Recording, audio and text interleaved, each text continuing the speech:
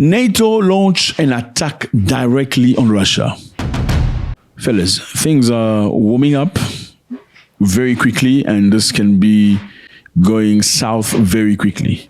Yes, you heard me right. NATO launched an attack directly on Russia. This is very, very bad. This is very bad because Russia told them, okay, if you try to help Ukraine, you provide them with systems that will allow them to hit us directly. We're going to bombard you directly. Okay? If you try to help Ukraine to touch us in a way that we don't like, trust me, we're not going to go corner. We're going to go direct. We're going to bombard you direct. Let's go. What's up, everybody? I hope you're doing good. Beautiful day. Thank you very much for stopping by. You appreciate it. Before we start, can I ask you to do this? Okay, let's all do this, please. It costs you nothing. We feel appreciated. It's done. Thank you. You know, it's very necessary that we talk about this because I know we usually just focus on Africa because I know, our brothers and sisters are all over the world. Some in America, in the Caribbean, in the UK, all over the place.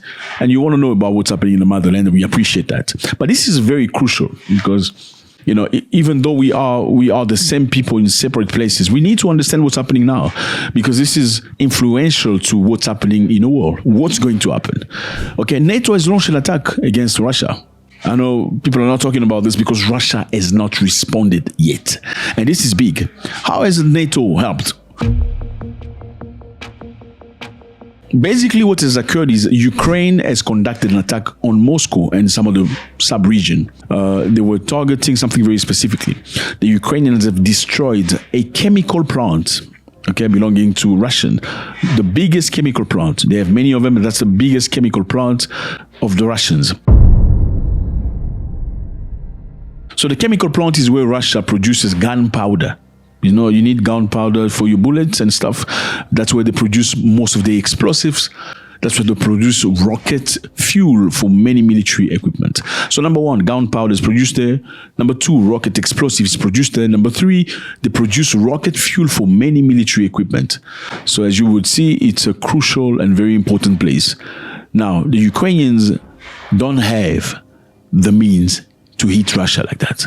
But this time around, they had to use something that don't belong to them. They had to use missiles and means that came from other European countries. And Russia said, if you provide them with those tools, we're going to go to war. We're not playing with you. Ukraine used a variety of missiles and drones to hit Russians. They used Storm Shadow. Storm Shadow missiles are produced by the UK. Okay, and the UK made it very clear they were going to give Storm Shadow to Ukraine, but they never gave an authorization for Ukraine to strike inside Russia.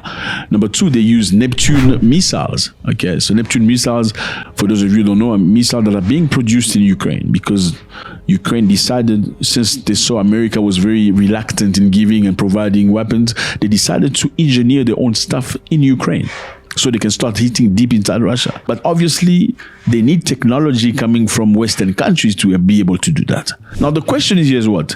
The question is, how could the Ukrainians use Storm Shadow by the UK without the UK? Because in order to use those missiles, you need elements that are very necessary, like satellite ID, GPS program, electronic directions. In other words, whether you like it or not, for you to use Storm Shadow, you will need the implication, the direct implication of the UK or the UK elements or UK military or something like that.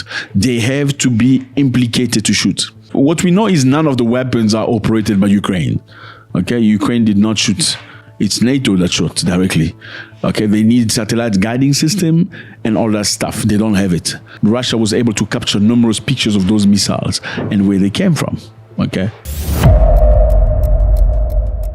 The timing of this attack, fellas, is very crucial because they've just conducted an attack exactly the moment where the Prime Minister of Great Britain say we are going to apply pressure on Russia. We, the Europeans, are going to apply pressure on Russia until they cease the war. We are going to apply political and economical pressure on Russia until they decide to stop the war. We must keep up this pressure on Putin. The economic pressure is having an effect, and we need to continue that pressure through further sanctions, bearing down on energy in particular, and on the shadow fleet. So on all those fronts, supporting Ukraine in the fight, absolutely clear in our support of NATO allies and others, and then bearing down on Putin. The very same day Ukraine hit them with Storm Shadow. Will Russia retaliate directly on the UK? Question mark. Are we on the verge of a world war right now as we speak? Because this is big. Because, the question is very simple. If you say to people, if you dare hit me with those missiles, I'm going to show you, and you don't do anything, what happens next? The respect goes out the window. You see that even in Africa, when people say to you, if you dare cross that line, I'm going to show you. If you're a man, cross that line. Now, if the person crosses the line and you don't do anything, what happens next? They see you as a boy because they don't take you seriously anymore. Because then they're going to touch your nose because the previous time you say, if you cross the line, I'm not going to do anything. The next time they're going to touch your nose or touch the bum of your mother, because you didn't do anything. That's how disrespect starts. The UK, France, and other countries are just waiting to see the reaction from Russia. The reason why they've not been implicated directly into the war and bombarding Russia is because they're scared of what Russia is capable of doing. So you must have a limitation when it comes to respect. You must, at some point, say, you stop right there. You're not going to disrespect me beyond this. Listen, I live in your house, but you're not going to touch my balls. I'm sorry. I'm going, you know what I'm saying? Sorry, that was out of hand. But yeah, you get the point. So you must have some level where you cannot accept. Russia has stated very clearly, if they use anything that belongs to you, that needs management from you, we are in direct confrontation. Do you think Putin will let it flow? Now, this is important also, the timing, because we know Vladimir Putin and Donald Trump are supposed to meet to have a discussion about Russia. So it's going to be productive. It is meant to be productive. But the key point here is what? They have not involved the Europeans.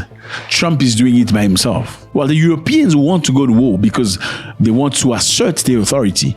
They want to be economically superior, dominate the market. They want their plans and all that stuff that they have to keep moving forward.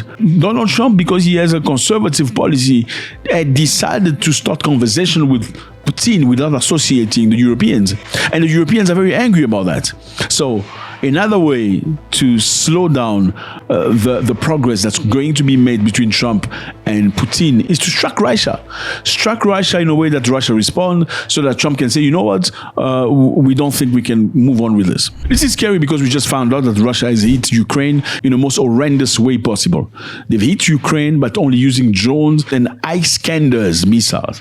So they didn't use any hypersonic missiles. They only use drones and Iskander missiles. If you look at this war, I know a lot of people say Russia is struggling. We know when America go to war, the first thing they do is what? They use bombing airplanes, right? They will send the big airplane B-2 and B-52 to go and bombard a city or destroy. This is what they did with Milenkovic in Europe. You remember? This is what they did with Iraq. They will destroy the defense system. They will destroy airports. They will destroy all the stuff. Then they will come on the ground. Well, why hasn't Russia done that? That's the question you should be asking. Why Russia has not sent bombers like Cu-160 and Cu-200 to go and destroy Kiev? It seems like they're trying to find a solution in a way that there is no too much destruction, okay? Because they are capable of doing it.